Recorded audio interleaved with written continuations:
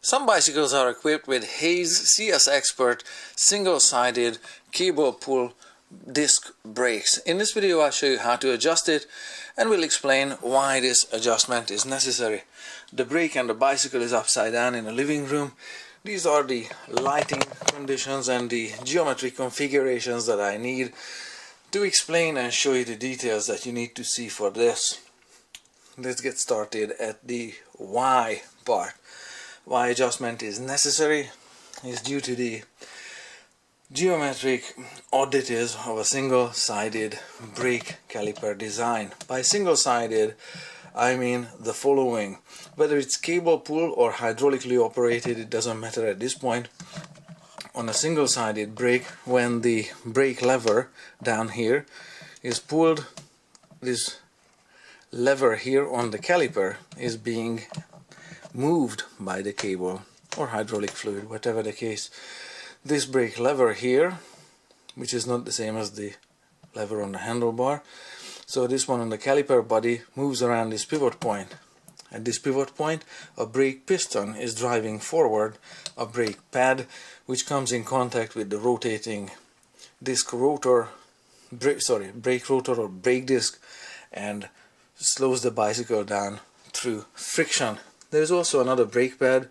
This is the outboard brake pad. There is an inboard brake pad on this side which is stationary. There is a threaded stop block behind the inboard brake pad, and this is the one that needs to be adjusted. Adjustment is done with simple hand tools such as this. This is a 2mm Allen key there, or hex key, and this is a 5mm version of it. You could use a whole set of feeler gauges if you so desire, but it's really not necessary. I'll explain and I'll show you why and how I do it. The reason again why the adjustment is necessary in the first place, especially so on a single-sided brake caliper design, but also on a double-sided one, but less so, is because the two brake pads, when they wear away from their initial thickness by repeated braking and friction, there is an increasing gap between the surface of the inboard brake pad and the surface of the brake disc, and that gappage on the inboard side means that because only one side is moving when the brake is actuated, the brake rotor is going to be pushed towards the inboard brake pad like this. This is bending the rotor, not warping it, but bending it slightly. Not a good situation. So, because the inboard brake pad wears continually as it's being used, this adjustment is an ongoing thing on the maintenance list. I brought it out of alignment. I didn't operate the bicycle this way to exaggerate the amount of rotor bending. This is how it looks like. I also want to show you one more geometric feature that relates to single-sided caliper design. Is when I put the camera here, you will be able to see it. Let me just reposition the light slightly, like so, that the brake pad does not wear evenly on a single-sided design like so. There, now you can see the gap as is between the inboard surface of the brake pad and the brake rotor. The gap is tiny, but it's there and there shouldn't be any observable. We'll take a second look at it after adjustment. So the point of the adjustment again is close that little gap that you can see under my nail. So one more geometric feature, and there's nothing you can do about that, is that the bending of the rotor is uneven, is more pronounced towards the circumference of the brake rotor here, and is less pronounced towards the inside of towards the center of the wheel there. It is just so due to geometry, so it bends more or moves more here. As a result, the brake pad is wearing lopsided, as you can see, as is, wears more here than here, That's just unavoidable. There's no adjustment for that. Again, this is how this bending looks like. I'm gonna put you back on the tripod and I'll show you how this adjustment works with these two very simple hand tools. You're gonna have to do everything in the mirror opposite orientation. So what is upside down and down for me is gonna be right side up for you. So first you need to loosen the lock nut here, or this lock screw on this side, and it looks like, so it's upside down for me, I can't see anything, but this is how it looks like. And once it's loosened, I can back it out maybe 2 or 3 full turns like so, especially if the wire stay of the this one here of the mudguard or fender is not in the way. So once this is done, I can now put the 5mm wrench into the stop lock on the inboard side. Then I'll give you a picture, or I'll show you how this looks like.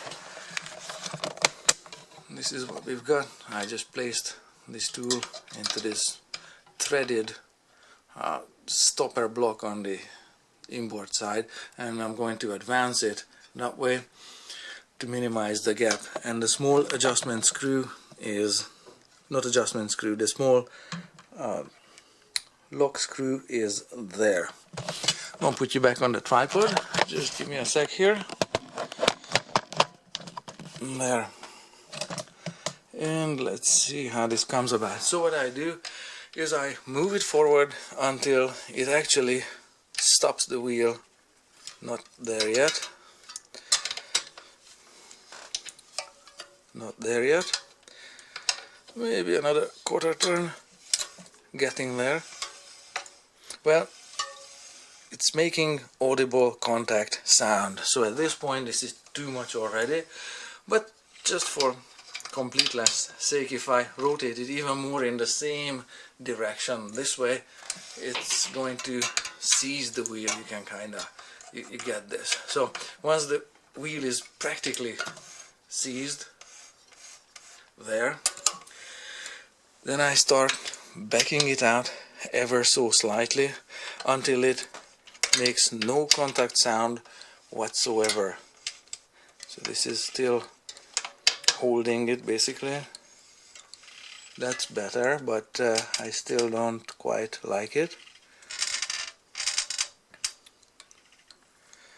And maybe a touch more. That's more like it. Yeah, it's catching there. So back it out yet again. Nice. Nice, nice, nice. So this is as good as it's going to be. It doesn't really need those feeler gauges. It's not wrong if you have them. You can measure there. It even rotates backwards now as I'm getting up. So you can see this is as freely rotating as it's ever going to get, with the least amount of bending. And since bending is unavoidable, let's check it. There is still some, but that I cannot do much about. Every so often, when you back out the brake pad or back it away, should be seating it with moving the lever. And of course, so I tightened it now a little bit. Let's see. Nice. No sounds, no issues. Maybe. Yeah, it makes just a little bit of sound there. So I'm going to just rotate it away just a little bit and seat the brake pad.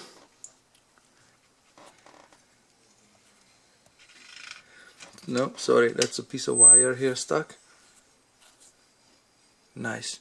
Rotating nice, and a little bit in the opposite direction, not doing it by hand or by my hand there. That's pretty good. So let's take a look at this at this position here, and it's immediately obvious that it's not easy to see past by it. There's so little gap both towards the outside rotor as well as towards especially the inboard rotor there, that any gap can only be seen with maybe with some flashlight if I put it underneath there. So that's the gap there between the brake pad, inboard brake pad, and the surface of the rotor. Minimal, about 1/10 of a millimeter. It's not a scientific measurement, but it's close enough just by feel and by hearing. Of course it doesn't work if you're hearing impaired, then of course you need feeler gauges to check it to make sure this bending is minimized as much as possible. Don't forget to tighten again the lock nut with the small Allen key, which I don't know where is at the moment, but I'm sure I'll find it. That's basically how you adjust it, and you have to do it as the inboard brake pad and the outboard brake pad, because they wear together, as they both wear. So it's a constant maintenance thing.